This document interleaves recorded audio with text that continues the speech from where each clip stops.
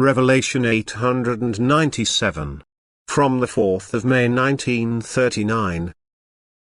Divine Grace.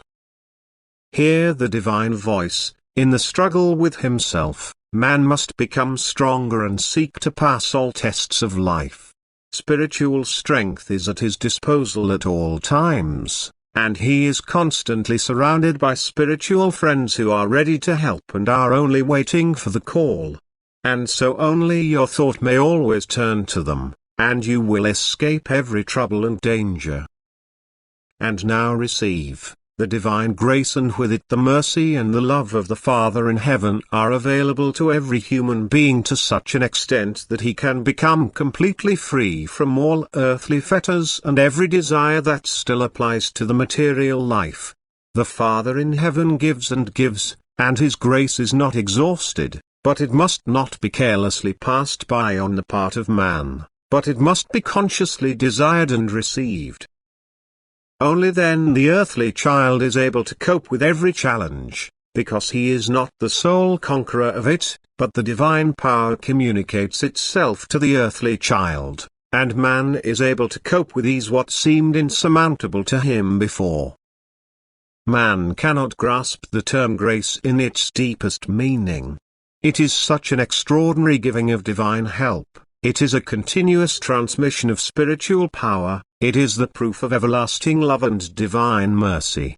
And as man lives in the grace of God, he is surrounded by an invisible protection.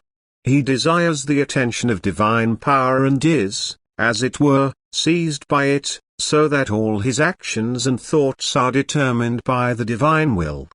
The grace of God helps him to be active in the will of God. Only a fully believing man can consciously receive the grace of God, because he believes in God, in his power and his direct connection to man, and in the great love, which therefore expresses itself through the allocation of grace. He desires and receives and thus takes the outflow of divine love into himself. And this in turn must strengthen him himself and increase faith and love for the Creator, and at the same time, however, also let him offer resistance to all afflictions on earth, because the power from God is stronger than all hostilities of the world. Ask and you shall receive.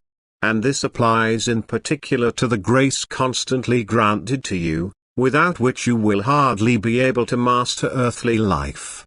To ask for divine grace means, as it were, to constantly seek the connection with the Father in heaven, and this connection alone must impart strength to you, for you then seek the Spirit from whom you came. You turn to him seeking help, whose creature you are. You recognize your origin and willingly submit to the divine power. And so it can also be imparted to you, and to such an extent that earthly life appears more bearable to you, and you can do justice to the earthly task without stagnation. For those who love God and desire his power, he shares himself with them without limit. And those who consciously commend themselves to God's grace, may also receive without limit the love grant which the Father in heaven has intended for his earthly children, in order to make the struggle on earth easy for them. For everything depends on his grace, and blessed those who ask for grace, for they will be visibly protected on earth and need no other help than that which comes from above, which is God's love and mercy. Amen.